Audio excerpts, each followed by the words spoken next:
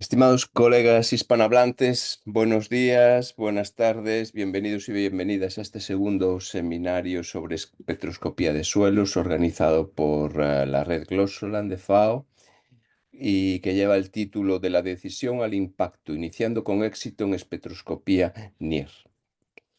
Este seminario forma parte del programa de capacitación de FAO y su objetivo es ofrecer formación en técnicas analíticas de espectroscopía aplicadas a los estudios de suelos. Hoy tengo el honor de actuar como moderador de esta sesión y para los que no me conozcan, mi nombre es Luis Rodríguez Lado, soy doctor en edafología por la Universidad de Santiago de Compostela en España, soy experto en ciencia de datos y cartografía digital de suelos y actualmente formo parte del equipo técnico del Departamento de Información y Datos de Suelos de la FAO. Este segundo seminario estará impartido por Leonardo Ramírez López. Leonardo es doctor en geociencias por la Universidad de Tübingen, en Alemania, y actualmente es el responsable del área de ciencia de datos en Buchelabortechnik AG, creo que lo he dicho bien, una empresa suiza en el cantón alemán, líder en tecnología analítica. El doctor Ramírez López cuenta con más de 10 años de experiencia en ciencia de datos, estadística y espectroscopía. Ha desarrollado soluciones innovadoras en espectroscopía con aplicaciones en medio ambiente y en agricultura. Concretamente en este seminario, Leonardo nos va a compartir consejos prácticos y estrategias para iniciarse en la espectroscopía, centradas principalmente en el infrarrojo cercano, en el NIR, y presentará algunas técnicas o sugerencias para optimizar la relación entre el coste y beneficio de la implementación de estas técnicas en sus respectivos laboratorios. El seminario va a comenzar en un momento, pero antes de iniciar la presentación de Leonardo, me gustaría recordar algunas normas de comportamiento en este seminario. En primer lugar, no está permitido el uso del chat ni la opción de levantar la mano para intervenir. Esto alargaría muchísimo la, la duración del seminario e interrumpiría la presentación de nuestro conferenciante, con lo cual, si quieren realizar preguntas, lo deben hacer a través del botón de preguntas y respuestas localizado en la parte inferior del navegador de Zoom. Escriban sus preguntas o consultas o comentarios y los intentaremos contestar al final de la presentación. Otra cuestión que se debe tener en cuenta es la expedición de certificados de asistencia. En muchos seminarios anteriores nos solicitaban que les proporcionásemos un certificado de asistencia. Les advierto que no se expedirán certificados de este tipo, por lo cual les agradezco que directamente no los soliciten. Sin más, pues espero que disfruten del seminario, que creo que será muy interesante debido al conocimiento de nuestro conferenciante y le cedo la palabra al doctor Leonardo Ramírez López. Gracias por su presencia y espero que le saquen provecho. Leonardo, cuando quieras, por favor. Muchas gracias, Luis, y muchas gracias a todos los que están en este momento conectados. Veo que son más o menos ciento y tanto de personas y veo algunos nombres familiares. Muchas gracias de verdad por conectarse y por querer, eh, por interesarse en espectroscopía de suelos. Voy a compartir la pantalla para mi presentación. Solo denme unos cuantos segundos mientras la pongo en modo de presentación. A ver.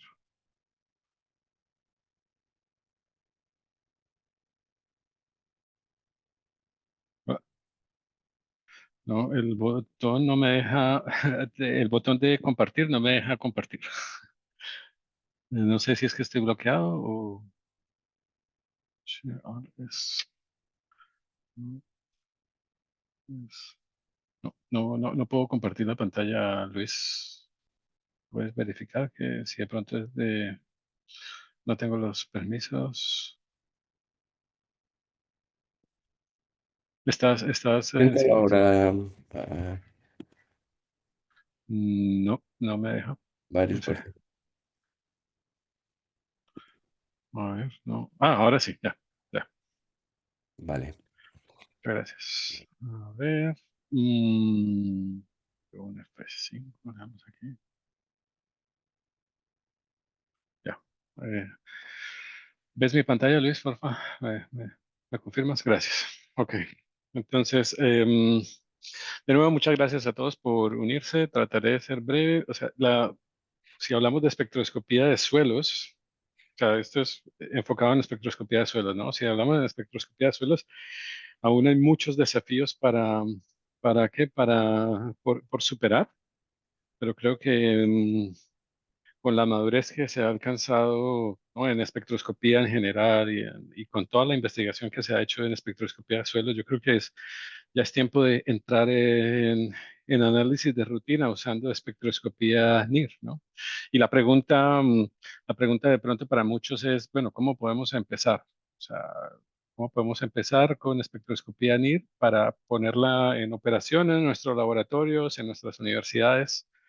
¿Cómo lo podemos hacer? Así que el tema de hoy va a ser solamente sobre cómo ponerla en operación, sobre cómo los aspectos que debemos considerar para poderla poner en nuestros análisis de rutina. No voy a enfocarme tanto en la parte de modelaje, que es súper interesante y que puede llevar bastante tiempo para discutirla, pero en algún momento espero hacerlo, ¿no? Empecemos con una ecuación que podría de alguna forma describir qué se necesita para ser exitoso en la implementación de la espectroscopía. Obviamente necesitamos unos buenos equipos, es lo que pongo aquí como hardware, ¿no? Necesitamos un software que nos permita poder manipular ese hardware. Necesitamos datos, definitivamente necesitamos datos. Necesitamos modelos, ya van a ver por qué necesitamos modelos matemáticos, ¿no? Necesitamos gente también y necesitamos procesos que automaticen algunos procesos que son un poco complejos. Estos factores, diría yo que son los factores importantes que determinan el éxito de la espectroscopía. Obviamente podríamos pensar en algunos factores más, pero digamos, y eso es lo que yo veo que podría resumir los factores de éxito. Antes de, antes de irme a la parte de cómo implementarla, quisiera explicar cómo funciona, ¿no? Porque de pronto hay algunas personas que es la primera vez que escuchan hablar de espectroscopía, no saben tal vez cómo funciona bien esta técnica. Y lo que quiero traer hoy a la mesa es que es una tecnología relativamente sencilla. Y eso es lo que hace hermosa a la espectroscopía de suelos, su sencillez, ¿no? ¿En qué se basa? Se basa básicamente en luz. Supongamos que tenemos una muestra de suelo, ¿no? La queremos, simplemente irradiamos esa muestra de suelo, ¿no? La irradiamos con luz. La luz es básicamente energía. Y esa energía, nosotros sabemos por nuestros cursos de física que la luz se comporta como una onda y al mismo tiempo como una partícula. Así que esa es la luz a diferentes longitudes de onda. Tiene efectos sobre la materia, ¿no? Diferentes longitudes de onda de la luz, digámoslo así, para ponerlo de forma simplificada, diferentes tipos de luz afectan a la materia de forma tal de que la materia consume esa energía, ¿ok? De acuerdo con los componentes bueno, una matriz, por ejemplo, una matriz de suelo. Absorber energía de acuerdo con los componentes de esa matriz. Diferentes componentes absorben diferente de energía de forma diferente, ¿no? La energía que no se absorbe es energía que se refleja. Entonces, irradiamos una muestra de suelo, por ejemplo. La muestra de suelo absorbe energía. Esa energía que se absorbe está determinada por los componentes en esa matriz de suelo. Y lo que no se absorbe se refleja. ¿Va? Se refleja, luz que reflejan nuestra muestra. Y eso es lo que los sensores NIR capturan, la energía reflejada. ¿Ok? Entonces tenemos un sensor, captura esa energía reflejada a diferentes longitudes de onda y ¡pam! Tenemos un espectro en el infrarrojo, en este caso en el infrarrojo cercano. Este espectro básicamente es como una señal que nos dice, ok, la energía que se reflejó a, no sé, 1000 nanómetros es 50% de la energía puesta sobre la muestra, 60% a los 1100 nanómetros, 70% a los 1200 y así hasta, por ejemplo, hasta los 2500, ¿no? Entonces tenemos como un espectro que nos dice qué tanta energía se refleja a diferentes longitudes de onda. Obviamente, esta es la información que capturan los sensores. Es simple, simple, simple. Problema, hasta este punto, es que esta información para muchos es básicamente inútil, ¿no? O sea, ok, sí es interesante en términos de investigación, pero puede resultar inútil porque no nos dice nada, no nos dice, ok, qué tanta materia orgánica hay en el suelo, cuál es la capacidad de intercambio catiónico del suelo. Hasta el momento no nos dice nada, pero sabemos que hay una relación entre esta energía reflejada y los componentes de esa matriz en la que se irradió esa energía. Así que como hay una relación física, podemos, tras- podemos traducir esos espectros en una, en porcentaje de materia orgánica. Podemos hacer una traducción para obtener capacidad de intercambio catiónico, ¿no? Entonces, básicamente, para hacer esa traducción, lo que necesitamos son funciones matemáticas. Simplemente desarrollamos un algoritmo que nos traduzca esos espectros en información que realmente necesitamos, ¿no? Nosotros, las personas que tenemos que analizar los datos de suelo, ¿no? Esta función, básicamente lo que vemos aquí, ¿no? Es simplemente una repetición de la diapositiva anterior. Obviamente, al hacer esa traducción vamos a tener un error, ¿no? O sea, esa traducción no es 100% eh, precisa o exacta, así que tenemos un error que muchas veces también lo cuantificamos. Esto es normal en los análisis de suelo. Los análisis de suelo no nos dicen la verdad absoluta, porque todo análisis de suelo pues, obviamente viene con un error, ¿no? O sea, una cosa es lo que medimos, otra cosa es lo que realmente ocurre en nuestras muestras. Bueno, eso era para muestras, lo que estaba comentando era para muestras sólidas, opacas. También este tipo de tecnología se puede utilizar en muestras líquidas, ¿no? Tenemos una muestra, la irradiamos, una muestra líquida y básicamente la mayor parte de la energía se transmite, no se absorbe. Pero el proceso de análisis es básicamente el mismo que había mostrado antes, ¿ok? Así que voy a ir rápidamente sobre estos diapositivos. Tenemos lo que realmente medimos en este caso, en el ejemplo que estaba presentando anteriormente, es la reflectancia. La reflectancia al final la podemos convertir en la absorbancia, que es lo que realmente, o sea, en datos de absorbancia podemos inferir qué tanta energía se absorbe basado en la energía que se refleja. Entonces, normalmente trabajamos es con absorbancia en espectroscopía de suelos. ¿Ok? Pero esto es simplemente una diapositiva en donde se presenta como la explicación de por qué se absorbe energía y cómo se absorbe esa energía, ¿no? Hay moléculas que vibran al absorberse esa energía, ¿no? O sea, de forma simplificada, así es como funciona, ¿no? Entonces vemos básicamente que esta tecnología finalmente es una tecnología simple. Es una tecnología simple. Y eso es lo que la hace súper atractiva, ¿no? Ustedes, imagínense ustedes midiendo una muestra de suelo en donde, y cuantificando materia orgánica en esa muestra de suelo, donde lo único que tienen que emplear es básicamente una luz, un sensor. Entonces, eso hace la espectroscopía bastante atractiva. O sea, bueno, ahora, hay un montón la oferta, digámoslo así, de tecnología en términos de equipos para medir esa reflectancia es bastante amplia.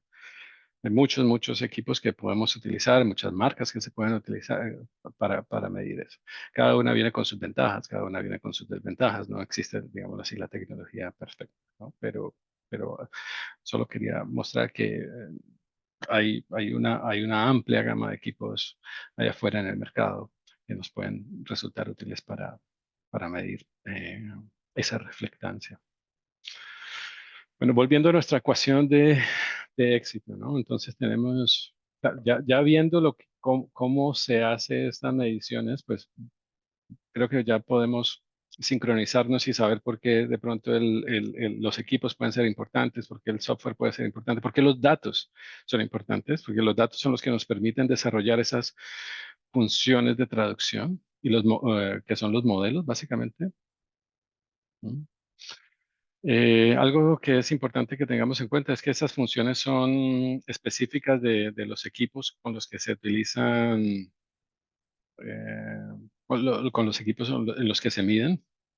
¿No? Si desarrollamos una función que nos traduzca reflectancia en materia orgánica, pues esa función típicamente se va a utilizar en un equipo o en un tipo de equipo. Es específica para el producto, en este caso nuestro producto es suelos, y en ese caso, y es específica para la propiedad, o sea, una función que desarrollamos para materia orgánica solo sirve para materia orgánica. ¿Ok? La ventaja es que podemos desarrollar varias funciones que nos hagan traducciones de espectros en materia orgánica, espectros en, por ejemplo, convertir espectros en arcilla, limo, arena, con- eh, en capacidad de intercambio catiónico de una sola medición. ¿Ok? Entonces, eso también hace la técnica bastante atractiva. De una sola medición podemos obtener varias propiedades, cuantificar varias propiedades al mismo tiempo. Es importante también tener en cuenta que desde el punto de vista de usuario de esta tecnología, la tecnología puede ser percibida como inútil si no tenemos esas funciones que nos traduzcan espectros en información que realmente necesitamos, ¿no? Ah, es básicamente inútil, a no ser de que estemos utilizando la tecnología para hacer investigación directamente en espectroscopía. ¿Ah? Aquí tengo algunos ejemplos sobre aplicaciones en otros productos diferentes a la matriz suelo, ¿no? Entonces, en aceite de palma crudo, pues, la podemos utilizar para analizar ácidos libres grasos, podemos utilizarla para analizar, esto es, torta, en un subproducto en la producción de palma de aceite de palma, perdón. Podemos utilizarla para analizar tejidos foliares, podemos utilizarla sí, para analizar tejidos foliares, para analizar proteína, por ejemplo, humedad, para analizar fertilizantes también, ¿no? Nosotros sabemos que, o sea, la gente los que trabajamos con suelos, de alguna forma u otra, en algún punto tocamos los fertilizantes, ¿no? Especialmente aquellos que trabajamos con suelos para la parte de producción agrícola. Y bueno, pues obviamente suelos, ¿no? Que es lo que nos reúne, nos hace que nos reunamos hoy, ¿no? A ver, ah, un segundo, muevo acá esto. Ok. Bueno, ahora que he explicado así, he hecho como la introducción de qué es esta tecnología y en dónde se puede usar. Entonces, veamos qué es lo que necesitamos para implementarla, ¿no? Primero que todo, necesitamos definir objetivos, ¿no? Siempre, cuando vamos a hacer la implementación cuando vamos a querer implementar espectroscopía de suelos en un laboratorio por primera vez, primero que todo necesitamos definir los objetivos. ¿Qué propiedades queremos medir, ¿no? ¿Qué propiedades y con qué precisión o con qué exactitud queremos medir esas o cuantificar esas propiedades? Ahí, una vez identificamos esos objetivos o ponemos esos objetivos, tenemos que preguntarnos si realmente la espectroscopía es lo que necesitamos o no, ¿no? Tal vez la precisión o la exactitud que necesitamos es demasiado alta o es de pronto o la exactitud que necesitamos, por ejemplo, que necesitamos para cuantificar, no sé, fósforo, es bastante alta. Y si vemos estudios anteriores, por ejemplo, de espectroscopía para cuantificación de fósforo, tal vez vamos a darnos cuenta que no vamos a poder alcanzar esos niveles de precisión que necesitamos con la espectroscopía. Entonces, es importante que podamos definir los objetivos y ver si realmente la espectroscopía nos puede servir. Supongamos que nos puede servir. El siguiente paso sería, bueno, seleccionamos el equipo, seleccionamos la tecnología y de eso va a segunda aplicación. Es importante también seleccionar la tecnología, pues de acuerdo con si yo colaboro con otros grupos de investigación o si colaboro con otros laboratorios, ¿no? Es importante que podamos ver si podemos de pronto en algún momento pertenecer, intercambiar datos con otros equipos de investigación, con otros laboratorios. Así que, bueno, ese tipo de cosas tenemos que tenerlas en cuenta, ¿no? Tenemos que, una vez tenemos, digamos, supongamos que tenemos nuestro equipo, pues obviamente necesitamos empezar a diseñar nuestro muestreo representativo. Tenemos que recolectar muestras, escanear muestras de suelo con nuestro equipo NIR y al mismo tiempo esas muestras que escaneamos, pues tenemos que también enviarlas al laboratorio para obtener los análisis de referencia. Esta es la técnica para la espectroscopía para poder desarrollar esas funciones que nos traducen espectros en propiedades del suelo. Para desarrollar esas funciones, pues necesitamos ambas cosas, ¿no? Para un set de muestras necesitamos datos de espectros de esas muestras y al mismo tiempo necesitamos datos de referencia tomados en laboratorio por medio de métodos convencionales. ¿Ok? Después, entonces necesitamos, con base en esas muestras que tomamos, en nuestro muestreo representativo, necesitamos construir nuestra propia base de datos, la cual podemos complementar con nuestros mismos datos, la cual podemos complementar con información o datos preexistentes de otros laboratorios, de otros grupos de investigación o de bases de datos públicas. Hay en suelos, una de las ventajas de trabajar en suelos es que hay varios grupos en varias partes del mundo que han decidido contribuir con bases de datos espectrales bastante grandes que han recolectado a través de décadas incluso, han decidido contribuir y hacer esas bases de datos públicas, ¿no? Entonces tenemos bases de datos públicas de las cuales tal vez podemos extraer pequeños subset de datos para complementar nuestras propias bases de datos y no empezar desde cero. Empezar desde cero, obviamente, es un poco más tedioso. Lo explicaré en diapositivas que vendrán en unos momentos. Eh, una vez tenemos nuestra base de datos, pues claro, tenemos que desarrollar nuestro modelo, tenemos que desarrollar nuestra calibración y tenemos que validarlo. ¿Ok? Tenemos que, típicamente vemos el R cuadrado para ver la precisión, vemos el error y básicamente si necesitamos ver si eh, el error que alcanzamos es aceptable. Una vez, si es aceptable, bueno, pues podemos pasar a la siguiente fase, que es la fase de implementación en rutina. Una de las cosas que tenemos en espectroscopía de suelos y que tal vez no es ah, como diría yo, que es uno de los problemas que tenemos en la espectroscopía de suelos es que muchas veces en la parte de investigación solo llegamos hasta el punto número 6, que es la parte de validación de los modelos. Desarrollamos modelos, los validamos y vemos si son buenos, pero ya está. Los modelos se, se- se archivan en nuestros computadores y ahí quedó todo, ¿no? Nunca, eh, hay pocos grupos que realmente invierten esfuerzos en en traer sus modelos que se desarrollan o en traer, básicamente, en hacer el puente entre investigación y análisis de rutina. Así que el desafío grande que tenemos en la espectroscopía es desarrollar métodos que nos permitan implementar de forma rutinaria la espectroscopía, ¿no? Entonces tenemos que invertir en SOPs, que son Standard Operating procedimientos de operación, ¿no? Estándar. Necesitamos invertir en desarrollar métodos de control de calidad de los datos que estamos obteniendo. No podemos simplemente hacer predicciones sin saber cuál es la calidad cuál es la calidad de lo que de lo que estamos prediciendo. Y tenemos que, pues, también invertir en reportes, ¿no?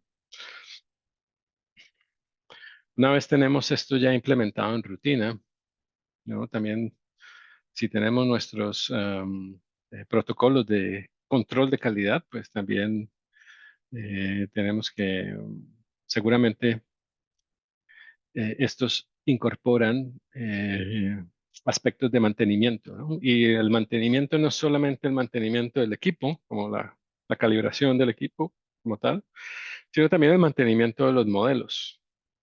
¿Ok? Si desarrollo un modelo hoy, tal vez el nivel de precisión puede que sea aceptable, pero seguramente puedo ir con el tiempo mejorando ese modelo. O muchas veces, en algunos casos puede ocurrir que al desarrollar un modelo hoy, ese modelo se va degradando o la calidad del modelo va degradándose, tal vez por causa del mismo equipo o por o por otros factores. Así que es mantener los modelos para garantizar que estos modelos pueden continuar haciendo predicciones aceptables, pues es bastante importante. Entonces, esos son como los pasos básicos. Es simple, es simple. Pero son los pasos básicos que deberíamos o que normalmente debemos seguir para en la implementación de la espectroscopía para suelos. Ahora voy a algo que es bastante importante, que son los mitos sobre la espectroscopía. Yo creo que en espectroscopía de suelos es un área bastante particular que creo que se ha desarrollado un poco alejada del resto de aplicaciones de espectroscopía, ¿no? La espectroscopía es bastante madura en otras áreas, como por ejemplo nutrición animal, tal vez, no sé, forrajes, pero el suelo se ha desarrollado de forma un poco aislada, ¿no? Y aún existen mitos relacionados con la espectroscopía que pues debemos clarificar aquí, ¿no? Pues, uno de los mitos es la espectroscopía de suelos, que lo he escuchado bastante todavía, que la espectroscopía de suelos, o sea, pretende que con la espectroscopía de suelos se reemplacen los análisis convencionales, lo cual es un poco fantasioso, la verdad. Es como yo hago la analogía con la inteligencia artificial, ¿no? La inteligencia artificial va a reemplazar a los humanos. No, realmente eso no, seguramente eso no ocurrirá. Sino lo que la inteligencia artificial probablemente hará es básicamente potenciar, ¿no? Potenciar nuestras capacidades como humanos. Y de la misma forma, pues podemos decir o de una forma similar, podemos decir que la espectroscopía podrá potenciar o podrá traer más eficiencia a los métodos convencionales, pero no, nunca un reemplazo de los métodos convencionales. Am, Traigo una una captura de pantalla de un paper que publicamos ya hace bastante tiempo, hace 10 años, donde hablábamos sobre la espectroscopía como una alternativa a los análisis convencionales. Un paper bastante interesante. Sin embargo, creo que fallamos un poco en el título, porque no es una alternativa, sino es un complemento. ¿Ok? Entonces, la espectroscopía realmente es un complemento, nunca una alternativa, ni nunca un reemplazo. Em, Aquí voy a traer un ejemplo bastante, voy a tratar de ser bastante rápido porque creo que se me está acabando un poco el tiempo, y es cómo podemos utilizar, por ejemplo, la espectroscopía de suelos para hacer cartografía digital de forma detallada. Supongamos que este es un ejemplo real de una área de producción de caña de azúcar en Brasil. Imaginemos que queremos hacer una cartografía así ultra detallada del suelo. Si lo hacemos no sé, para cuantificar arcilla, ¿ok? Supongamos que hacemos un muestreo intensivo. Hacer un muestreo intensivo y obtener los análisis de forma convencional va a ser bastante costoso, ¿no? Pero una alternativa sería complementar los análisis, o sea, eh, complementar los análisis convencionales con análisis por espectroscopía. Algunas muestras de las que ustedes ven aquí, por ejemplo, creo que son las amarillas, las amarillas con el triangulito, ¿no? Esas son muestras que tal vez vamos a analizar por métodos de espectroscopía y métodos convencionales, y las azules solamente van a ser eh, analizadas por métodos de espectroscopía, y a partir de la espectroscopía vamos a derivar el porcentaje de arcilla, ¿no? Entonces aquí vemos los espectros de esa área, tomamos unas cuantas muestras, unas 100 muestras, y desarrollamos nuestros mapas, ¿no? Entonces podemos llegar, el mensaje que quiero traer aquí es, los mapas en la izquierda son mapas que desarrollamos solamente usando métodos convencionales. Los mapas que están en la mitad son mapas que desarrollamos usando métodos que combinan espectroscopía con análisis convencionales. La primera línea es del- la capa superficial del suelo. La segunda línea es de una capa más profunda del suelo. Pero el mensaje es el siguiente, ¿no? O sea, los patrones de variación espacial pueden ser capturados de forma adecuada usando, combinando espectroscopía con métodos convencionales. Ese es el mensaje. Ahora, ¿qué pasa si hacemos esa combinación? Podemos llegar a hacer una reducción de costos de hasta el 76% en análisis convencionales, ¿no? Entonces, claro, ahí es cuando vemos cuál es el impacto de combinar espectroscopía de suelos con análisis convencionales. Aquí no estamos reemplazando análisis convencionales, simplemente estamos combinando los dos, ¿no? Otra característica que es bastante atractiva en la espectroscopía es que podemos ser mucho más rápidos. Analizar una muestra una vez tengamos nuestras funciones de que traducen espectros en materia orgánica o en capacidad de intercambio catiónico. Una vez tengamos esos modelos, pues simplemente es medir la muestra por medio de nuestro escáner de espectroscopía infrarroja, y una medición tarda más o menos unos 15 segundos. Mientras que, claro, si hacemos todo por métodos convencionales, pues vamos a incurrir en un costo en términos de tiempo bastante alto, ¿no? Am, ya estoy finalizando. Bien, estos son las diapositivas ya, las que trato de concluir. Entonces, ¿cómo podemos implementar la espectroscopía de forma escalonada? Esa sería la idea, ¿no? Si implementamos la espectroscopía en nuestro laboratorio, tal vez la idea no sería, para implementarla de forma exitosa, deberíamos ser realistas, ser consecuentes con lo que podemos hacer en corto tiempo, mediano plazo y largo plazo, ¿no? Entonces, tal vez en corto tiempo, si, si adquirimos un sensor, podemos empezar a aprender y ajustar, ¿no? En el mediano plazo podemos empezar a, si imaginemos que tenemos un laboratorio, somos los responsables de del laboratorio de suelos y implementamos espectroscopía. De nuevo, a corto tiempo aprendemos, ajustamos la técnica, desarrollamos nuestras modelos de traducción, como los llamo yo. A mediano plazo podemos poner esos modelos en rutina y podemos empezar a analizar la mayoría de muestras por medio de métodos convencionales y algunas pocas las podemos analizar de las que tengamos certeza de que podemos eh, hacer cuantificaciones con exactitud adecuada. Las podemos analizar por métodos de espectroscopía, ¿no? Pero a largo plazo la podemos hacer la espectroscopía bastante, o sea, operacional, básicamente. Ponerla a hacer predicciones de un gran número de muestras de forma rutinaria, ¿no? Que es básicamente lo que trato de demostrar en esta diapositiva, ¿no? Al principio, imaginen que el porcentaje, la barra azul son la cantidad de métodos eso es hipotético, obviamente.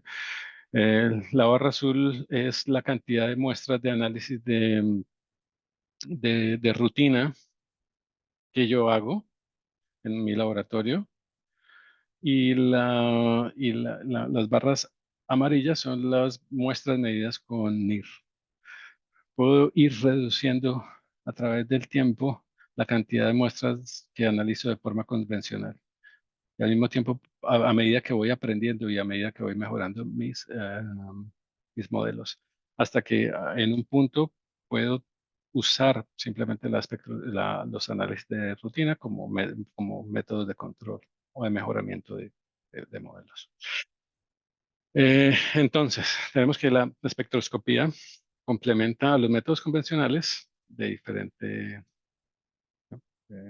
complementa a los métodos convencionales.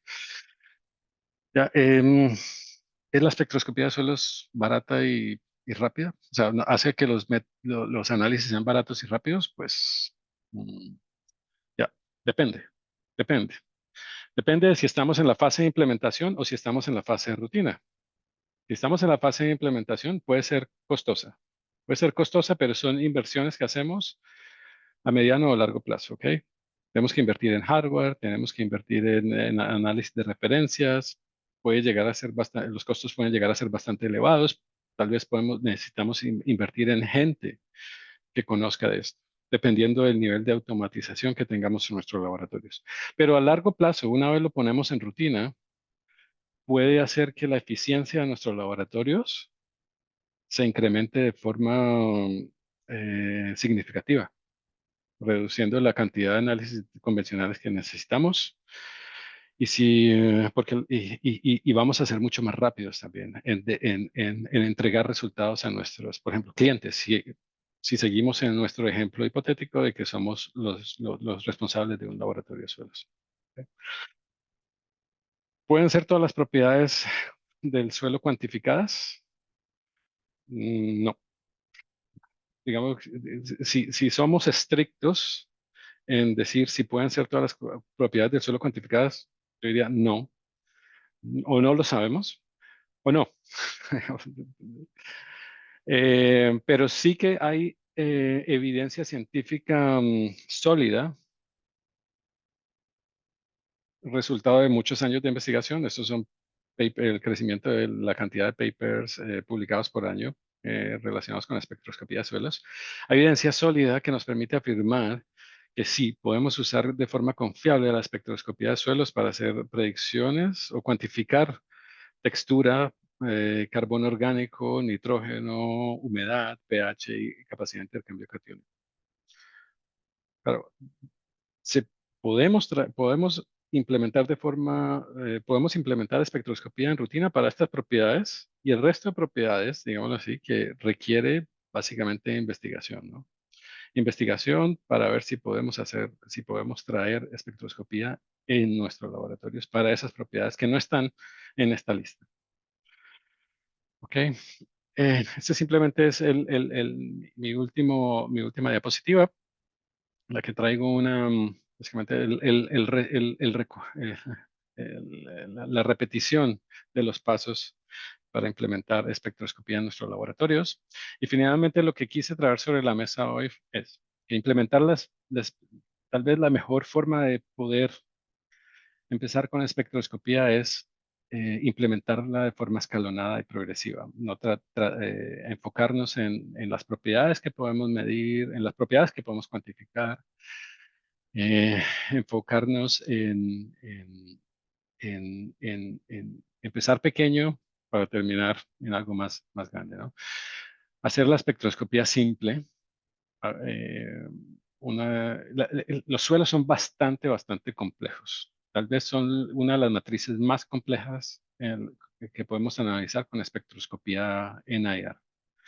Son bastante complejos, así que la mejor forma de implementar espectroscopía de suelos, de empezar con espectroscopía de suelos, es empezar de forma simple, siempre manteniendo una visión de traerla a una forma en la que sea operativa y rápida de implementar. Hacerla sencilla, básicamente. No nos, si nos vamos, tal vez si nos enfrentamos con la complejidad del suelo, con toda esa complejidad del suelo, de enfrentándonos a muchas propiedades, enfrentándonos a una escala muy amplia, nos vamos a estrellar. ¿Ok? Tenemos que aprovechar datos existentes para potenciar las calibraciones que tenemos, ¿no? Tenemos que tenemos que estar conscientes de que allá afuera hay un montón de datos que están disponibles y lo que tenemos que hacer es ver cómo podemos aprovechar esos datos para abaratar la implementación en nuestros laboratorios. Y finalmente, algo que me gusta siempre repetir es, hay que pensar globalmente, pero adaptar de forma escalonada y localmente. Bueno, pues eso es más o menos lo que quería traer para hoy.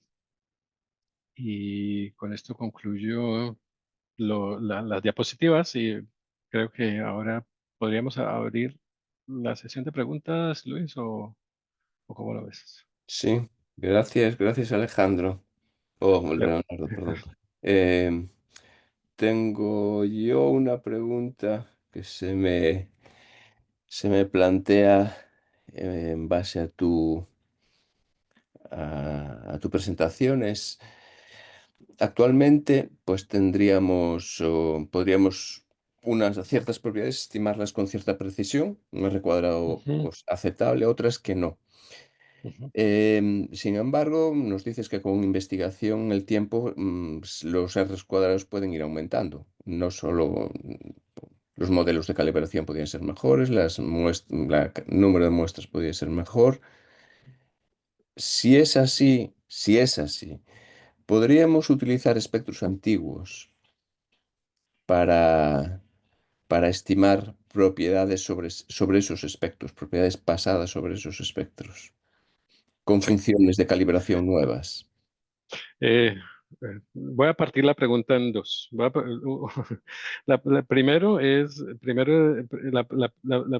es hacer una aclaración de que las propiedades, por ejemplo, que no estaban en la lista que presenté, Ujú, esas propiedades requieren investigación y que tal vez podemos llegar a R cuadrados que son, niveles de precisión y exactitud que son adecuados. O sea, solo para clarificar, ¿no? El hecho de que hagamos investigación y que veamos si podemos, el hecho de que hagamos investigación no garantiza que podamos llegar a obtener modelos adecuados para alguna de las propiedades. ujú, Así que puede que hagamos investigación y que al final el resultado sea, no, no podemos hacer nada con esta propiedad. O sea, básicamente tenemos que buscar una alternativa a la espectroscopía. ujú, Eso, pero ahora, supongamos que hacemos investigación y podemos llegar a un modelo que nos permita hacer una cuantificación de una propiedad que no está en esta lista, ¿ok? No sé, un magnesio intercambiable. ujú, Ahora, podemos desarrollar nuestro modelo y si tenemos, una de las cosas también que es bastante atractiva de la espectroscopía es que todos los espectros que se han medido en el pasado seguramente van a quedar almacenados en una base de datos. Así que si hago un desarrollo, si desarrollo un modelo hoy de magnesio intercambiable, seguramente, no siempre, pero seguramente, hay algunas cosas que tenemos que tener en cuenta, pero no vamos a entrar en detalles.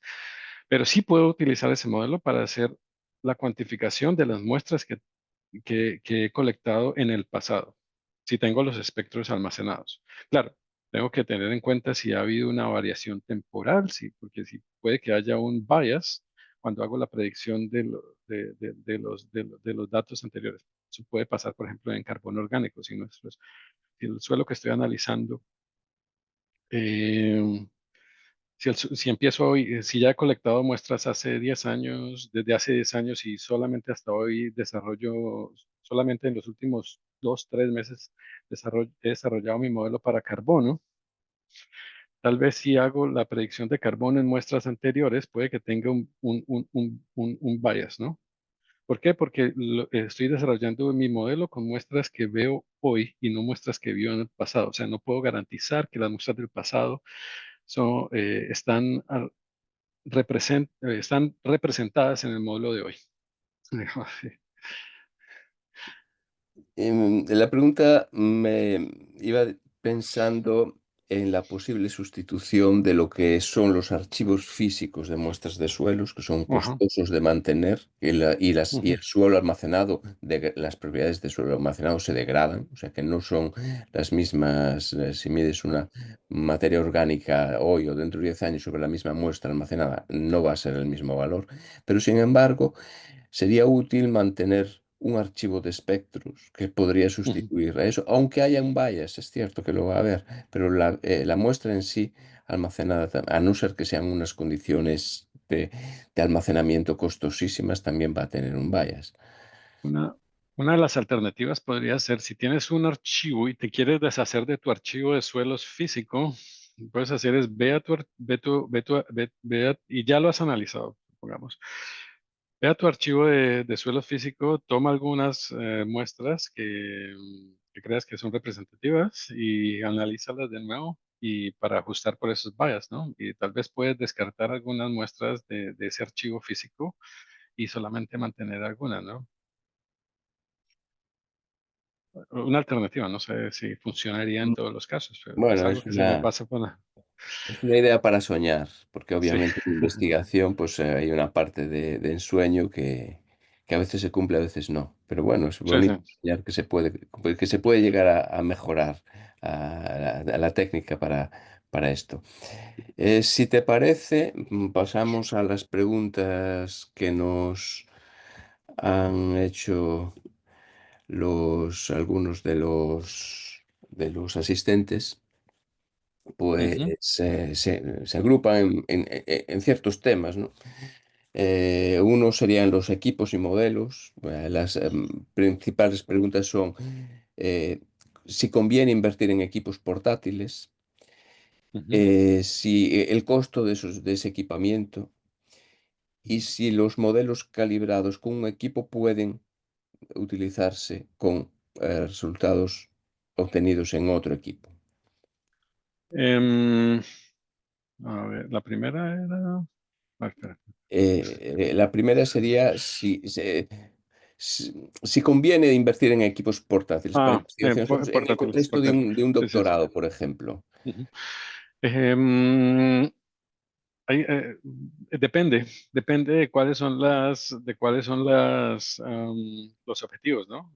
Que es Ujú. una de las cosas que presentaban aquí, ¿no? Definir los objetivos, cuáles son las propiedades y ver cuál es la precisión que necesitamos. Y muchos equipos hacen mediciones en diferentes rangos del espectro electromagnético.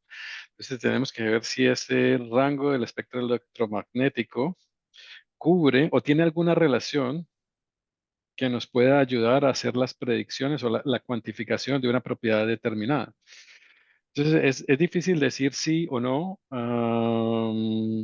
a la pregunta, ¿no? Si los equipos ujú, portátiles son útiles o no útiles. De eso depende del equipo, depende del rango espectral, ujú, depende de la propiedad que quieras, para la que quieras hacer la medición. O sea, al final, todo se traduce en que necesitamos hacer como una tarea de investigación antes de empezar a invertir en equipos, ¿no? O sea, mi recomendación sería vamos a los papers que han sido publicados, que son un montón, como lo mostraban en las diapositivas, y miremos si de pronto esos equipos portátiles o el tipo de equipo portátil, porque hay mucha variación, o sea, hay muchos equipos portátiles muy diferentes calidades, a ver si nos pueden servir o no, ¿no?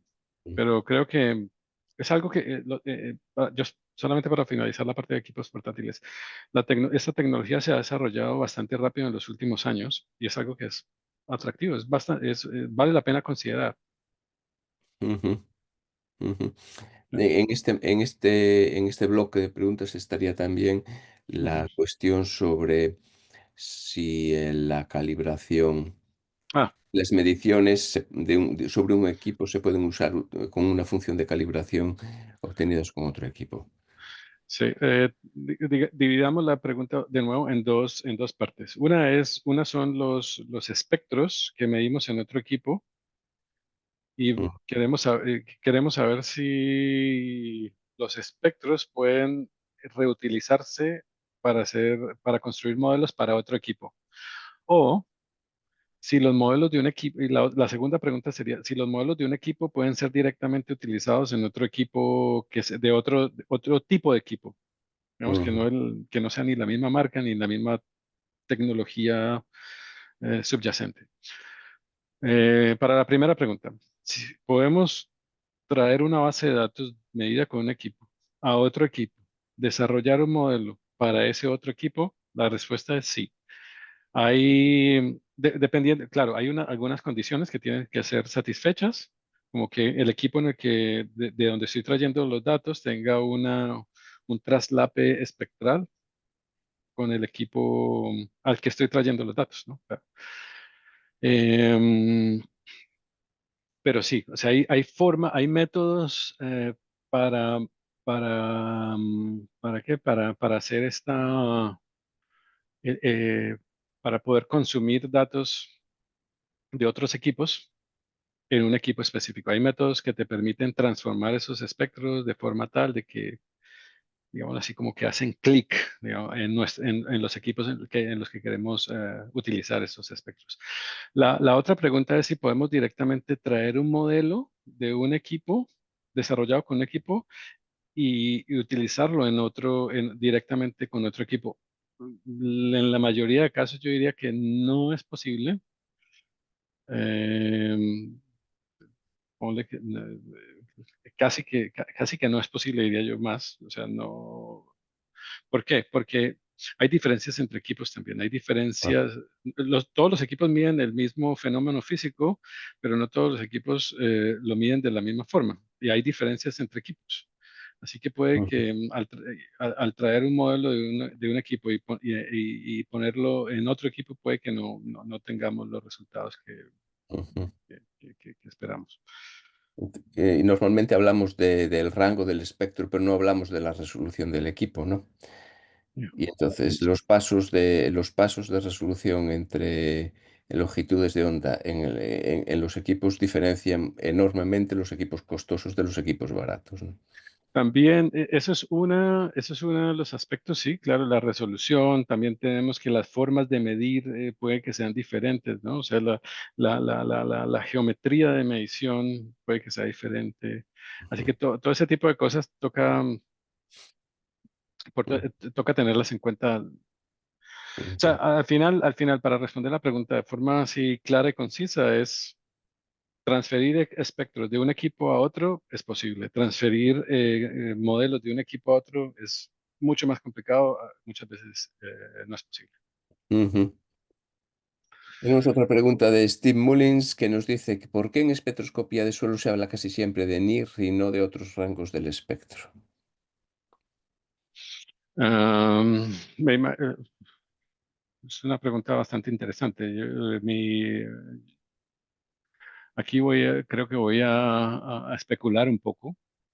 Y mi especulación sería que los equipos NIR puede que sean más baratos que equipos en otros rangos. Puede que sean, pues, tal vez puede también ser por la facilidad de medición, ¿no? Por ejemplo, si comparamos con la espectroscopía infrarrojo, en el infrarrojo medio, en donde normalmente tenemos muchos mejores resultados para algunas propiedades del suelo, pues la espectroscopía NIR permite una preparación de muestra mucho menos exigente en términos de preparación de muestra. La preparación de muestra para equipos NIR es mucho Ujú, más compleja, ¿no? ujú, Y creo que también los precios, también los proveedores, ¿no? Los proveedores de esta tecnología hay un rango, en el mercado hay muchos más equipos NIR, tal vez que lo que encontramos en términos de oferta para equipos de infrarrojo medio. ujú. Pero de nuevo, esto es mi especulación, ¿no? La verdad no podría dar una. Sí. Eh, Deyanira luego nos pregunta si se pueden relacionar los resultados espectroscópicos del suelo con firmas espectrales obtenidas en cultivos. Em, Eso es una pregunta de investigación. Efectivamente, esa es una pregunta de una tesis doctoral. Exacto. Vale. Em, Lizardo Reina nos pregunta si se conoce alguna propiedad del suelo que llegue a saturar la señal espectral, de manera que, aunque aumente la concentración, la señal ya no cambie. Em, no, No hay ninguna. no, para ser de nuevo conciso y claro, no. No, o sea, si estamos hablando de suelos, ¿ah? Estamos hablando de suelos, no, ese no es el caso. Porque los suelos, igual, los suelos no, eh, bueno, si estamos hablando de un suelo normal, no va a haber no que haya una propiedad que vaya a saturarla o que vaya a tener una reflectancia absurda, que nos vaya a, a generar problemas de saturación del equipo. José Agüero nos hace la misma pregunta que de Yanira, pero en vez de relacionar los espectros de suelos con cultivos, es el espectro de suelos y savia de plantas. O sea, básicamente es Sí, es eh, una. la pregunta, es un tema de investigación pura y dura. Tiago Tavares nos pregunta si existen métodos para decidir objetivamente si un modelo es útil o no. Ujú, claro que sí. Sí, eso es también de nuevo. Claro y conciso es sí. Ahí existen métodos, así como los mismos métodos que tenemos para definir si cualquier análisis de laboratorio es útil o no, si pueden implementar para decidir si métodos desarrollados con espectroscopía son útiles o no, ¿no? Entonces tenemos básicamente los métodos de validación. Ujú, Tenemos que definir cuáles son los objetivos y si el objetivo es cuantificación para nutrición, ¿no? Tenemos que estudiar para nutrición vegetal o para fertilización, perdón, para fertilización. Necesitamos ver si los errores que tenemos, cuánto, pongámoslo de esta forma. Tengo un error X en mis métodos, en mi método cualquiera, en cualquier método, no importa si es espectroscopía o no. Tengo un error X para cuantificar magnesio, ¿ok? Ahora tengo que, y las cuantificaciones de magnesio van a ser, en mis suelos van a ser usadas para desarrollar un programa de fertilización. Ahora, tengo que cuantificar cuál es el impacto del error en mi programa de fertilización y cuál es el impacto de ese error en el costo del programa de fertilización y decidir si ese error lo acepto o no lo acepto. Porque, claro, si el error es muy alto, puede ser que sobrefertilice o que fertilice menos de lo que debería fertilizar y al final se traduce en costos de producción o en costo, o en reducción de mi producción. Así que al final, pues tenemos que hacer básicamente el mismo ejercicio con espectroscopía en términos de errores de validación que haríamos con cualquier otro método de análisis de rutina. Ujú. Otra pregunta que nos hacen es en base a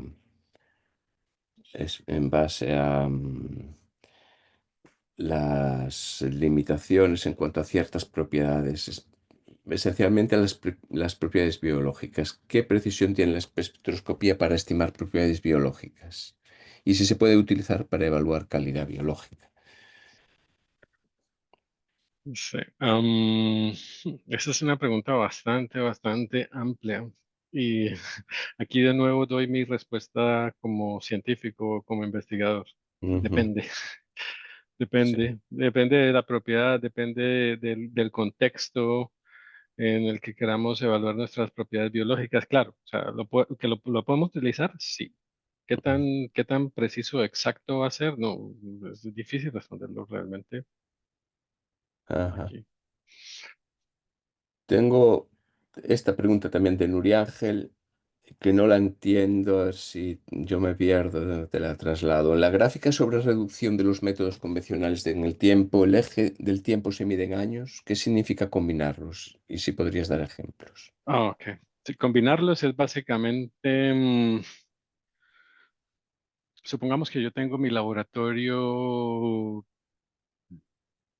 de suelos y presto servicio de análisis de suelos para una región específica, para ponerlo más simple, ¿no? Para la región de donde soy yo. Vamos, yo soy de Bogotá, la región de Bogotá, en Colombia, una región pequeña en donde presto servicio de análisis de suelo para los agricultores de esa región. La idea, si voy a hacer implementación de espectroscopía, sería, ok, no voy a irme, no voy a saltar directamente en la espectroscopía porque sé que es una técnica que requiere tiempo para calibrarse, ¿no? Para poderla traer a análisis de rutina. Mi idea, o sea, la idea que yo presento aquí es implementarla de forma escalonada. ¿Cómo es implementarla de forma escalonada? Básicamente es que voy a empezar si tengo mi laboratorio, empiezo a recibir muestras, empiezo a utilizar el escáner, el sensor para, para medir cada una de las muestras que me van entrando. Supongamos que estoy interesado en carbono. Cada una de las muestras que me van entrando, voy construyendo mi base de datos, desarrollo mi primer modelo que digo, ok, tengo una exactitud aceptable, así que puedo empezar a hacer tal vez algunas análisis de rutina basado en espectroscopía. Claro, la- estoy estoy apenas implementando este modelo como diría yo, en producción, ¿no? En rutina. Así que la idea sería limitar ese modelo a unas cuantas muestras de las que yo tenga certeza de que las predicciones entregadas por métodos de espectroscopía son decentes, digamos así. Ujú. Ah, supongamos, supongamos que empiezo con un 5% de todas las muestras que me entran al laboratorio. 5% de ellas son analizadas únicamente por métodos de espectroscopía. El resto de las 95%, el 95% restante es analizada de forma convencional. Los resultados son entregados y reportados por métodos convencionales. La idea es escalonar esto a medida que voy incrementando la confianza en mis modelos, escalonar esto, de pasar de 5% a 10%, 20%, 30%, hasta que alcance un límite, ¿no? En el que yo sepa que aún puedo llegar a obtener una exactitud aceptable. Eso es- a eso me refiero con combinar espectroscopía con métodos convencionales en el laboratorio. Algunas muestras por espectroscopía, otras, la gran mayoría inicialmente por métodos convencionales y escalonar el uso con el tiempo. Hay una pregunta recurrente Erika, Felipe, Castelblanco, que pregunta sobre el coste aproximado de un equipo básico de infrarrojo. ¿Y cuál Ujú. es el más conveniente para un laboratorio nuevo? Si un MIR, si un NIR. Em, el costo de un equipo de laboratorio, depende también mucho de la calidad hay, hay, hay equipos que son hasta como de juguete que te pueden costar, no sé, como $500, una cosa así, y puede llegar hasta los $100,000, no sé. Ujú, El rango de precios es bastante amplio. Obviamente, la calidad y el precio tienen una relación, ¿no? Eh, si vale la pena utilizar MIR o NIR en el laboratorio, pues depende también de nuevo, de los objetivos, ¿no? Si voy a analizar un amplio rango de, de propiedades y si quiero, se- si, si quiero analizar una propiedad, por ejemplo, que solamente hay, para la que solamente hay evidencia de que con MIR se puede, pero que tal vez los errores son muy altos con NIR, pues tal vez iría por el MIR, pero también tengo que tener en cuenta el costo de implementación, o el costo de ujú. implementación de la tecnología. ¿Cuánto dinero puede tener el laboratorio para implementar la tecnología? Em, es bastante relativo. Y F- Esas son preguntas que son muy sí, difíciles de responder son difíciles. con precisión. Ujú. ¿Y FTIR, qué opinas? Eh, es el FTIR, dices. Sí, el MIR, básicamente. Sí. Los dos métodos son muy buenos, muy buenos. O sea, vamos a partir de que NIR y MIR tienen los dos tienen sus ventajas y los dos tienen sus desventajas, ¿no? Y depende, de nuevo, depende de en dónde lo quieras, para qué lo quieras usar. Vale. Am, Otra pregunta son sobre los modelos. Luis Felipe y José Alberto Urrieta me preguntan qué metodologías se recomiendan para para actualizar un modelo, si se incorporan nuevas muestras y si las bases de datos mejoran su precisión con, ujú, con muestras repetidas sobre el mismo suelo, sobre el mismo punto. ujú. Eh, eh, si vamos a implementar un modelo, mi recomendación personal sería, si vamos a implementar un modelo en rutina, Ujú, tenemos que intentar hacer que el modelo sea lo más simple posible para que nos facilite el mantenimiento del modelo. Entre más complejo sea el modelo, mucho más difícil de mantener y tal vez vamos a necesitar de mayor experiencia o experticia para mantener aquel modelo. Entonces, mi recomendación sería empezar por modelos bastante simples y si esos modelos simples no satisfacen las necesidades en cuanto a exactitud, pues podemos incrementar la complejidad. ujú. Ahora, para actualizar modelos con muestras, lo que entendí de la pregunta es si sería ventajoso actualizar modelos con muestras que son tomadas de los Repetidos mismos por el puntos mismo. geográficos. O sea, el mismo suelo toma repeticiones. Ajá. Pues básicamente si tomamos repeticiones y por ejemplo, si estoy analizando muestras que vienen de exactamente los mismos lugares, de las mismas coordenadas geográficas, de donde, de, de donde vienen las muestras originales con las que desarrollé mi modelo, pues básicamente lo Ujú, que estoy haciendo es añadiendo muestras redundantes a mi modelo, ¿no?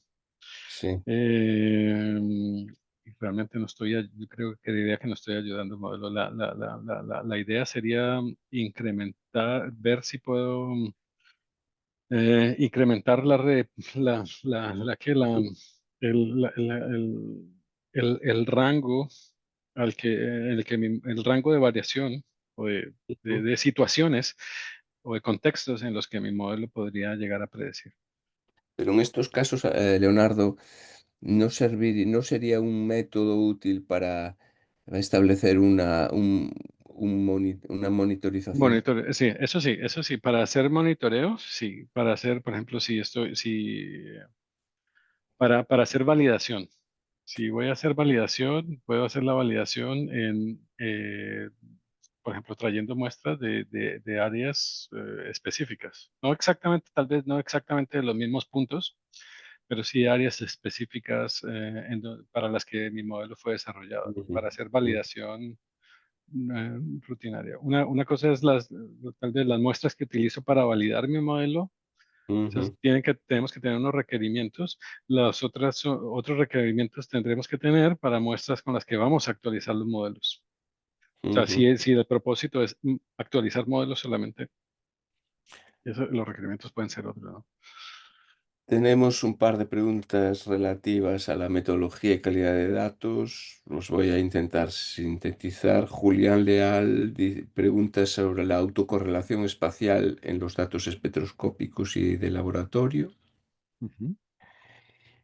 Y un asistente anónimo nos pregunta s- cuáles son los métodos recomendables para el pretratamiento de muestras.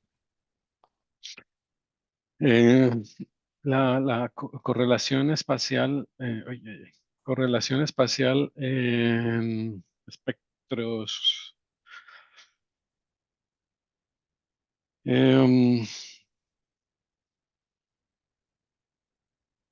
Autocorrelación espacial. A ver,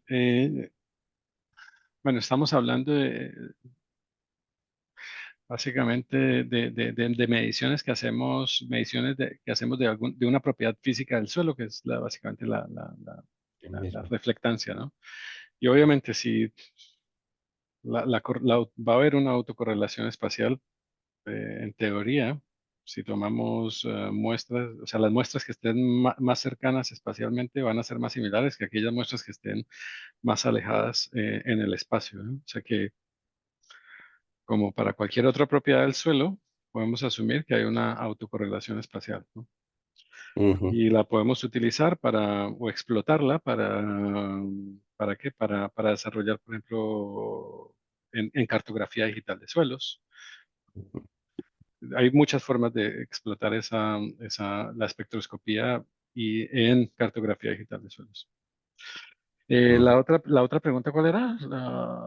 Perdón. Si hay que hacer algún tipo de De pretratamiento. pretratamiento. La idea con los pretratamientos son, la forma en la que normalmente se utilizan es bastante empírica, ¿no? Probar una combinación de pretratamientos, ver si nuestros modelos mejoran o no. Pero mi recomendación siempre es tratar de estudiar para qué sirve cada pretratamiento. ¿Ok? Por ejemplo, yendo un poco más en la parte técnica, Ujú, si hay Eh, si hay saltos en la línea base, si mi instrumento tal vez fluctúa mucho por X o Y motivo en los espectros que me entrega, ¿no? Si hay ujú, variaciones en la línea base. Si yo sé que puede llegar a ocurrir esto, tal vez puedo empezar a ver métodos que me puedan ayudar a corregir esos saltos o variaciones en la línea base. O sea, mi recomendación siempre es estudiar, aprender sobre el equipo con el que estamos trabajando, aprender cómo estamos midiendo y tratar de aprender qué métodos espectrales de preprocesamiento espectral sirven para aliviar los problemas que pueda tener con mi equipo o con la forma en la que estoy midiendo. Claro, pero eso sería como lo ideal empezar a experimentar con esos métodos de corrección y ver ujú, si estos métodos de corrección pueden tener algún impacto en la mejora de mi modelo. O en otros casos, puede que no, puede que no, puede que los métodos de preprocesamiento no generen un mejoramiento en de la exactitud de nuestros modelos con los datos que tenemos. pero es importante mm, que consideremos cuáles variaciones del equipo, cuáles variaciones en la medición pueden llegar a afectar nuestros espectros en un futuro. Así que podemos tal vez incluir métodos de procesamiento que no necesariamente mejoran nuestros modelos, pero previenen que nuestros modelos vayan a ser, vayan a, mm, a ser afectados por potenciales variaciones que aún no hemos visto, pero que pueden ocurrir en el futuro. O sea, es importante aprender un poco de, de para qué sirve cada preprocesamiento y utilizar un poco como eh, el conocimiento, ¿no? En términos de ujú, equipo, de potenciales eh, eh, eh, cambios o variaciones externas, ¿no? O variaciones causadas por factores externos en nuestros ujú. espectros. Hay otro bloque de preguntas que yo interpreto que pueden ser, pues que hay gente que está sintiendo la curiosidad de empezar a trabajar sobre espectroscopía y quiere Ujú, alguna recomendación por tu parte. O sea, sí. una de las preguntas son asistentes anónimos en algunos casos, otros tienen nombre. No voy a decir todos porque obviamente son más largos, pero vamos a intentar sintetizarlos en... Primero, una de las preguntas recurrentes que es ¿qué base de datos recomienda para iniciarse en las calibraciones? Si son gratuitas y Ujú. si conoce la fiabilidad o si los laboratorios que las están utilizando son fiables o no. Sí, hay en suelos, como me repito, y hay una gran cantidad de datos disponibles de forma gratuita. Por ejemplo, hay una librería espectral de suelos con más o menos 20.000 muestras que fue ¿Mm? colectada por la Unión Europea. Con suelos de todos los países de la Unión Europea son 20, sí, son más o menos 20.000 muestras de suelos con espectros en el infrarrojo cercano, con varias propiedades de suelo que son bastante interesantes, incluyendo carbono, textura. Ujú, Ah, está también, lo interesante de esa base de datos es que fue medida con un único sensor y y los análisis de laboratorio fueron hechos en un único laboratorio. Es interesante y al mismo tiempo no es interesante. ¿Por qué? Porque, claro, o sea, tal vez no sabemos, o sea, tenemos solamente un sensor, no podemos ver si hay diferencias entre sensores o sea, sí, o entre laboratorios. Pero hay otra librería también es bastante interesante, que es una librería desarrollada por el Departamento de Agricultura de Estados Unidos y por un instituto Woodwell Research Center creo, en Estados Unidos. Y ellos tienen en su archivo alrededor de 90.000 a 100.000 muestras de suelo de todo Estados Unidos y de algunas partes no, más que todo de Estados Unidos. Y es bastante interesante para aprender. Esta biblioteca espectral es en el infrarrojo medio, ¿no? Y tienen algunos de esas muestras también con datos de infrarrojo cercano. También tienen algunas muestras medidas con sensores de, portátiles. También creo que hay una librería espectral desarrollada por un grupo de investigación en Brasil que es pública, que también está disponible de forma gratuita, pero no recuerdo, no tengo los detalles de aquella. Hay librerías espectrales también por ejemplo, para suelos en África, mm, que incluyen más o menos unas 2.000 o entre 2.000 y 5.000, no recuerdo bien, muestras. Hay bastantes bases de datos para empezar, para iniciarse en el análisis de datos espectrales e iniciarse en el desarrollo de modelos espectrales y comprender un poco lo que decía, lo que yo hablaba sobre la complejidad de los suelos que se evidencia cuando tienes que tratar datos espectrales de suelos, ¿no? Otra pregunta enlazada un poco con, entiendo, con la iniciación en el suelo de espectroscopía, pues hace referencia a los parámetros de suelo más sencillos y confiables de medir con Ujú, NIR. ya, ujú. Y la opinión sobre los modelos para estimar concentraciones totales y disponibles de ciertos elementos. O sea, ¿cuál sería lo más fácil para iniciarse a medir? Y, Es una pregunta que es bastante interesante porque yo he mencionado que muchas veces nos estrellamos con la espectroscopía cuando queremos empezar con ella, ¿no? Pretendemos, tal vez en algunos casos pretendemos medir. A mí me pasó cuando empecé con ella, quería hacer mediciones de todo, porque me habían dicho que se podía medir de todo. Pero la idea es enfocarse en algunas propiedades y mi recomendación sería enfocarse en aquellas propiedades para las que hay evidencia científica sólida de Ujú, que los modelos, de que los modelos pueden llegar a ser confiables, ¿no? De nuevo, materia orgánica, carbono orgánico, textura, o sea, digo, arena, limo, arcilla, capacidad de intercambio catiónico. Claro, no, ujú, no es que sea simple, no es que yo estoy diciendo que va a ser simple, que va a ser súper fácil implementar modelos para carbono orgánico, para capacidad de intercambio catiónico o para estas propiedades. Puede que, dependiendo de la propiedad, sea un poco más compleja o menos compleja, y puede que tengamos que implementar diferentes estrategias para hacerlas, para desarrollar esos modelos. Pero sí que es posible. Y mi recomendación sería iniciarse con ellas. Ahora, para lo que es, por ejemplo, cationes intercambiables, ahí ya se complica un poco más la cosa. ujú, Y, y por eso lo pongo yo en el área que requiere investigación. Tal vez requiere investigación de nuestra parte, ¿no? Si yo voy a implementar un servicio para hacer cuantificación de magnesio intercambiable en mi laboratorio, tengo que hacer un trabajo de investigación. ujú. Partiendo del hecho de que, obviamente, partiendo del hecho de que no sé, tengo que plantear una hipótesis que sería, ¿puedo medir, puedo cuantificar magnesio intercambiable de forma mm, em, exacta, lo Viable. suficientemente exacta o fiable?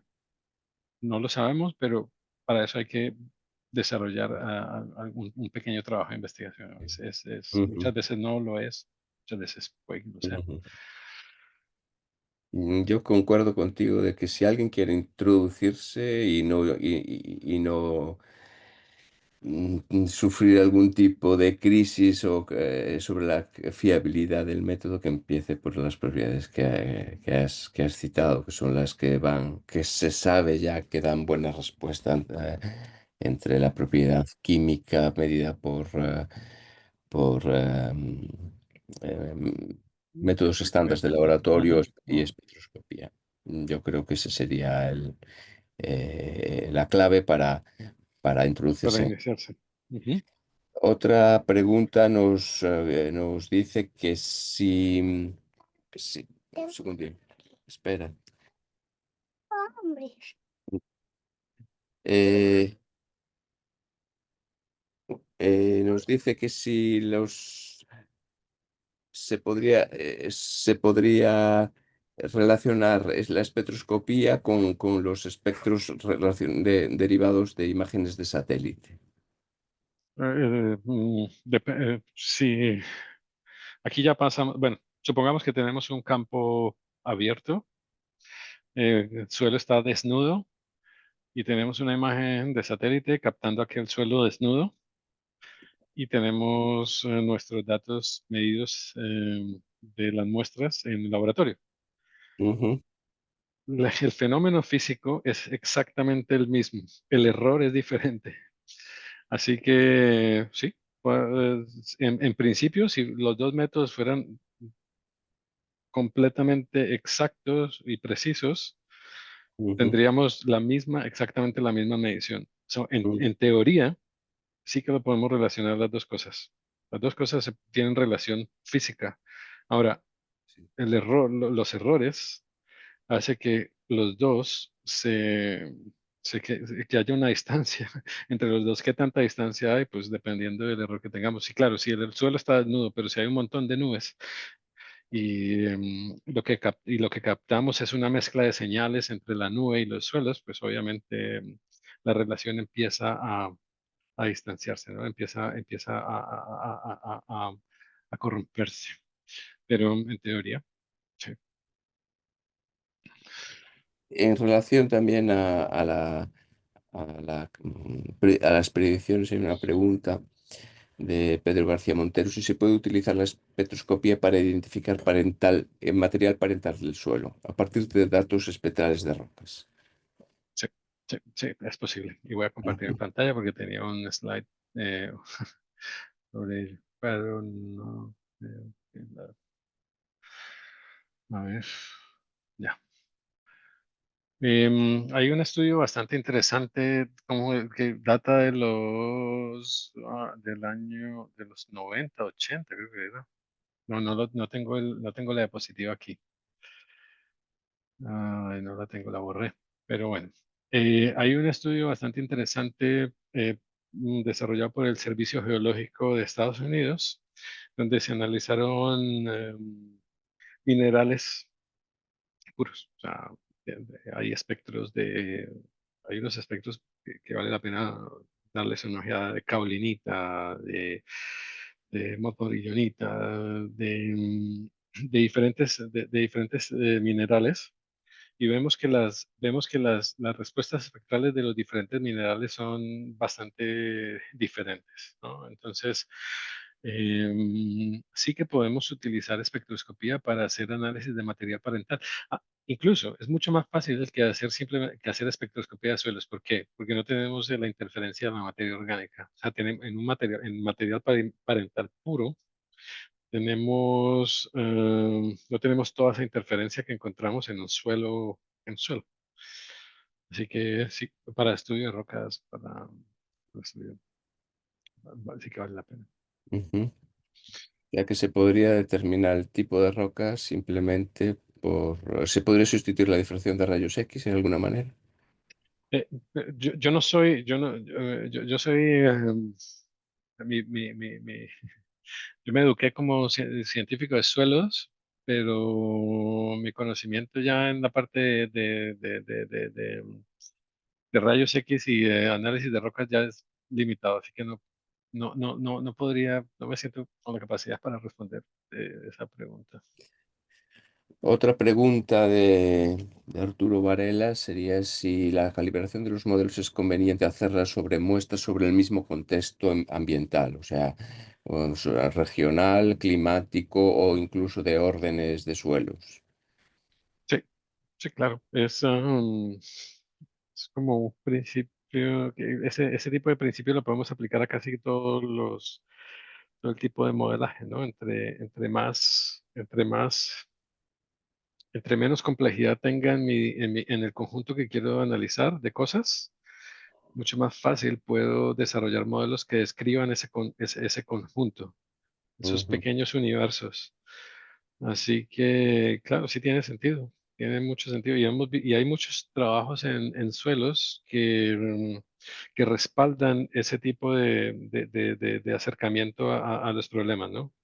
Hagamos tenemos un problema grande, lo dividimos en pequeños pedazos y hacemos análisis para cada uno de esos pequeños pedazos y podemos tener mejores resultados que cuando ujú, analizamos el conjunto completo. ujú, ujú.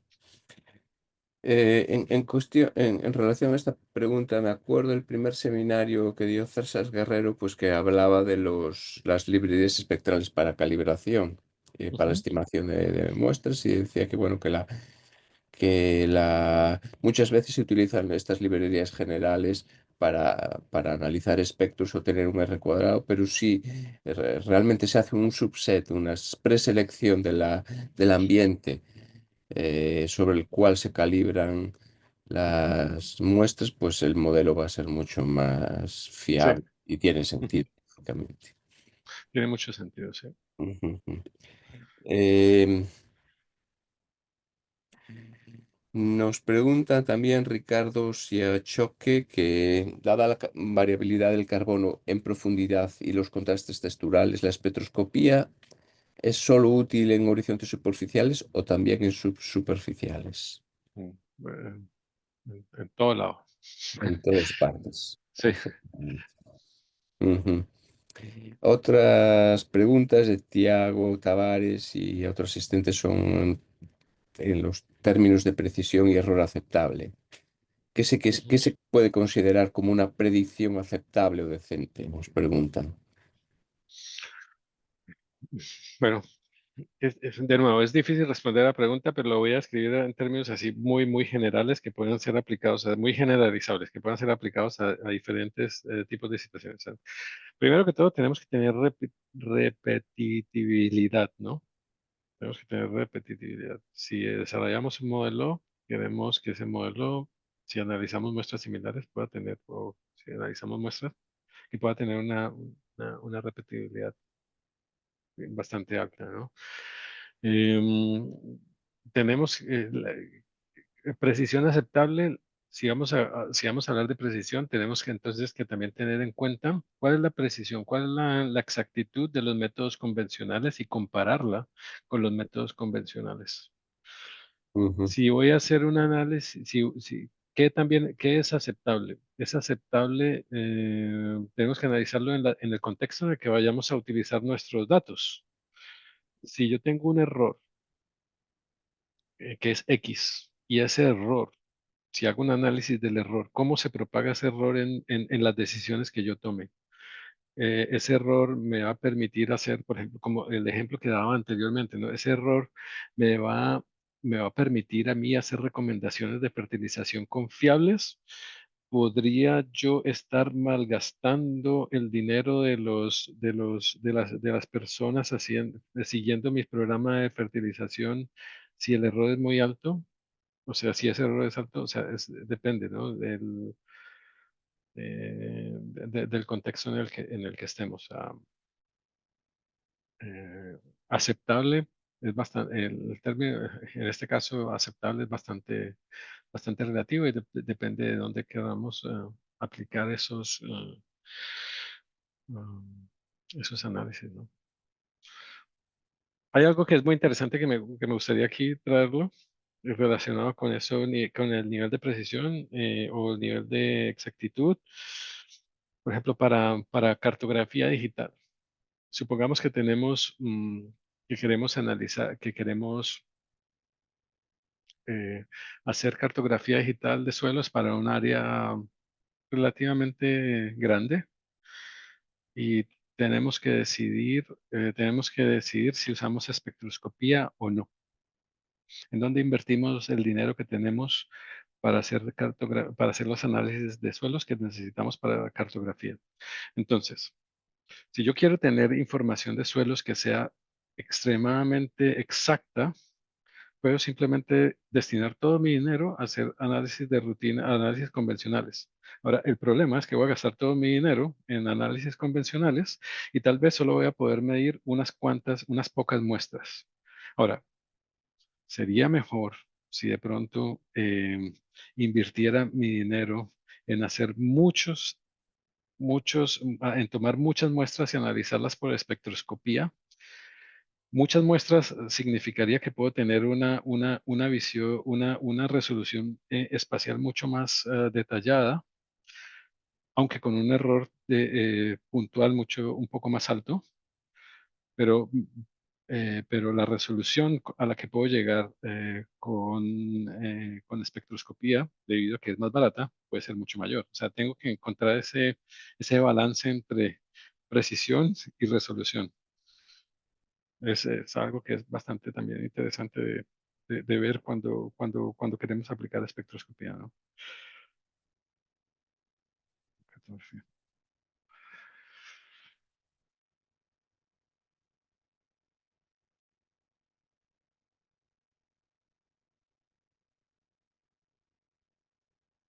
Tienes el micrófono apagado, Perdón, Luis. disculpe. Mohamed Jufar nos pregunta si va a haber una versión al inglés de este seminario.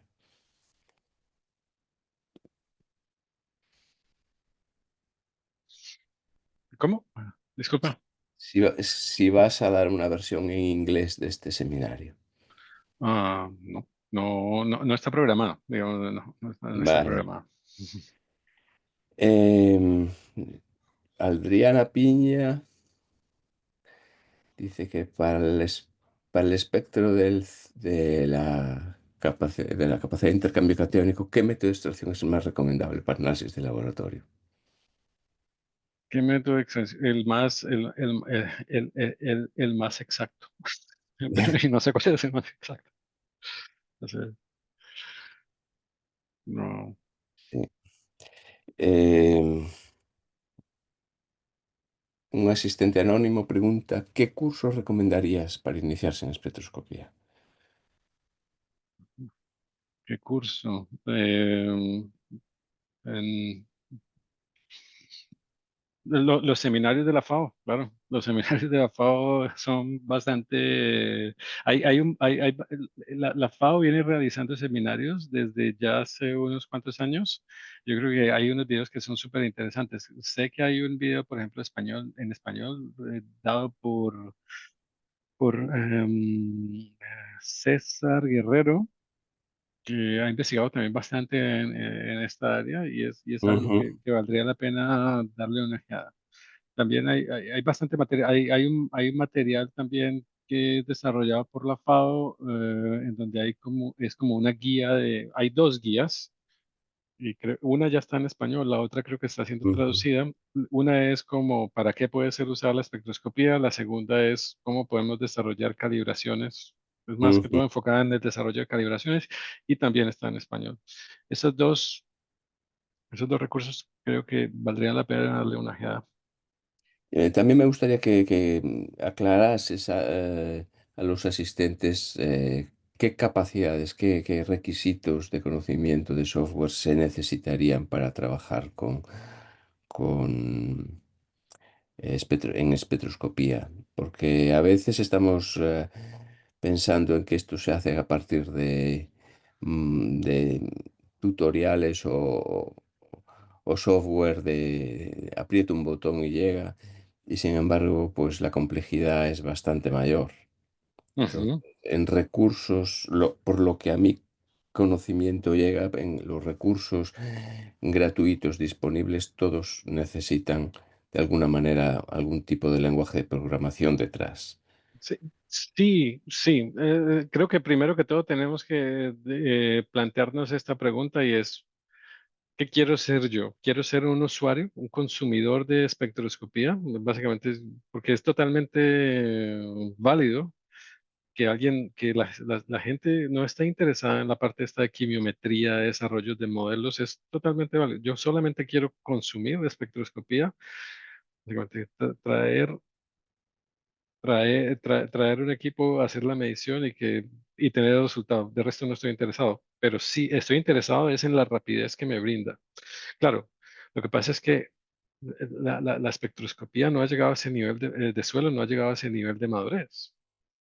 En donde podamos, en donde haya ofertas, en donde puedas simplemente tomar un equipo y ya simplemente hacer mediciones o o cuantificar atributos de suelo de inmediato. Ahora, si queremos ser usuarios, si queremos solamente ser usuarios, lo que yo recomendaría sería, o sea, si solo usuarios de la espectroscopía, no desarrolladores. Si queremos ser usuarios, mi recomendación sería ver el tipo las ofertas que existan en el mercado que nos den una tecnología que sea lo más automatizada posible. Esa sería mi recomendación, para que no tengas que involucrarte tanto con la parte de geometría.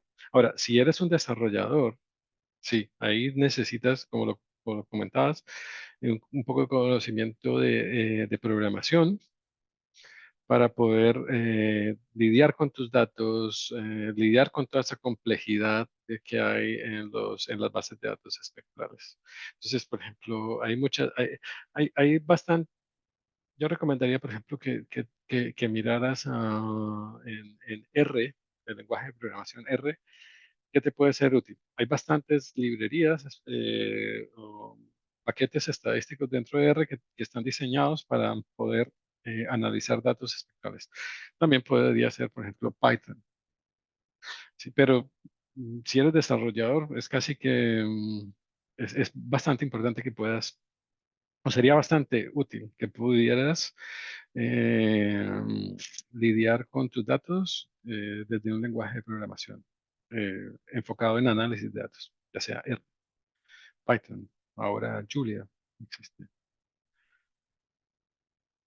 Se me hace difícil em, llegar a ser un buen experto en la materia si no conoces el manejo de datos, o sea, lo que hay detrás Ujú, del análisis del espectro, de la agrupación de espectros, sí, de todas esas metodologías que obviamente yo creo que si fuera un nuevo, un aprendiz en espectroscopía, empezaría por ahí. Empezaría sí, sí. por entender la base. Además, hay tutoriales muy sencillos para empezar con espectroscopía en R, por ejemplo, que has mencionado. Y Sí. después, claro, las cosas se complican, no son tan fáciles como uno piensa. Ujú. Pero Una bueno, de las, sí, una de las cosas que sería, que también empezamos hablando de, o hablamos en algún punto de los sueños. Uno de los sueños en espectroscopía sería que la comunidad de gente, de científicos trabajando en el desarrollo de espectroscopía de suelos pudiera llegar a desarrollar métodos, librerías, ujú, tecnología que permitiera que los usuarios pudieran utilizar esa tecnología sin ninguna, o sea, reducir la complejidad para el usuario final. ¿Por sí, qué? Porque eso permitiría que la adopción de la espectroscopía se ampliara bastante. ujú, El momento es bastante, la adopción de espectroscopía es limitada porque aún falta mucha investigación en la parte de la aplicación en la parte de suelos. O sea, hay bastante investigación, pero falta traerla a un punto en el que podamos utilizarla en rutina. Aún. ujú. Y en este sentido enlaza con una pregunta que acabo de ver también en el chat, que de Tiago Tavares, que viene a decir que si la decisión de usar o no un dato depende del nivel de error que el usuario esté dispuesto a aceptar, ¿no sería fundamental que los laboratorios sean transparentes y compartan la información sobre esos errores? Información Ojalá. Ojalá. Yo estuve hace un par de años, estuve buscando información. Yo imaginé que iba a haber bastante información sobre errores de laboratorio, Ujú, pero fue difícil. No sé, en mi mente tenía que estaba muy bien documentada los errores en laboratorios, errores intralaboratoriales, errores entre laboratorios, pero la verdad que me quedé sorprendido porque hay muy poca información y eso es algo que sí que se necesita en general en suelo, independiente de si existe o no existe la espectroscopía, pero sí que es algo que se necesita más transparencia desde mi punto de vista. Sí. ujú. Hay dos preguntas de Laura Nisinga y otra, creo que es de Laura también, es sobre la utilización de espectroscopía en yacimientos arqueológicos. Ujú. ¿Vale la pena aplicar espectroscopía en suelos de yacimientos arqueológicos destruidos para crear colecciones de modelos? Eh, ¿Cómo abordar el análisis de tierras negras con un contenido de materia orgánica? nunca he trabajado en yacimientos arqueológicos y he leído poco sobre eso, pero recuerdo que una vez conocí a una persona de la Universidad de Gante en Bélgica y estaba empezando a explorar el uso de espectroscopía para la exploración de yacimientos arqueológicos. Bastante interesante. Sé que se utiliza espectroscopía allí, Ujú, pero no sé al detalle las aplicaciones. ujú, Pero sí que es bastante interesante, incluso en investigaciones forenses y todo este tipo. Hay un montón de aplicaciones. ujú. Ujú. Y por último, una pregunta de Jan Triago Ávila desde Chile dice que trabajan en propiedades biológicas, pero nuestro problema es la gran variabilidad en el gradiente y un set de datos muy pequeño. Ujú. ¿Qué confiable es informar el out of fold como métrica global? Am, o sea, me imagino lo que interpreto aquí es, está haciendo la pregunta relacionada con la validación, el tipo de validación que se está haciendo. Validación cruzada, sí. Sí. Em, Con datos, pocos datos, claro. Pocos datos, claro, pocos datos. Es importante reportar la cantidad de datos, claro. Y dependiendo de la cantidad de datos, tenemos que diseñar una estrategia de validación, ¿no? O sea, si tenemos pocos datos, y, asumo que hay pocos datos también para validar. Sí. Entonces, la, la- lo más importante es, o sea, de nuevo, no tenemos por qué, no tenemos, el desarrollo de la espectroscopía tiene que ser, lo podemos hacer de forma escalonada. No es necesario que lleguemos que del día cero desarrollemos modelos que ya son aplicables en todo tipo de contexto. Si solo tenemos 20 muestras, solo tenemos 50 muestras, pues desarrollemos los modelos con esas 50 muestras, está bien, y vamos y desarrollemos un programa para ir incrementando gradualmente la cantidad de muestras de nuestros modelos, para ir mejorando nuestros modelos y al mismo tiempo seamos conscientes o sea, tratemos de ver en qué contexto podemos utilizar ese pequeño modelo. Si lo desarrolla con 50 muestras, el contexto en el que lo puede utilizar pues va a ser pequeño, pero va a haber, seguramente va a haber un contexto bastante específico en donde sí va a tener valor ese modelo. No va a Ujú, ser igual de grande al contexto de un modelo bastante ujú. robusto, pero sí que es usable. Claro, sus limitaciones las tendrá, pero sí que Sí, es usable. sí. Siempre es mejor tener algo de conocimiento que ningún conocimiento. Exacto, exacto. Bueno, pues no he visto más preguntas. Creo que se ha cubierto la expectativa del seminario y pues las preguntas a veces son difíciles de contestar, como dice Leonardo. Muchas requieren investigación, otras requieren pues experiencia, otras requieren pues básicamente un criterio de elección de cuánto podemos gastar, qué es lo que queremos medir o, o qué propiedades queremos medir.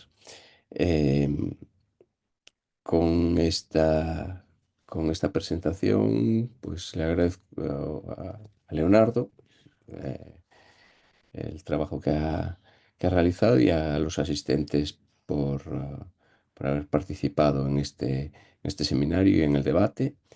Y si no hay ninguna otra pregunta, pues daría por concluido el seminario. Muchas gracias. De acuerdo. Muchas gracias a todos y espero que les haya gustado y nos vemos en el próximo seminario. Bueno, pues, chao, chao. Chao.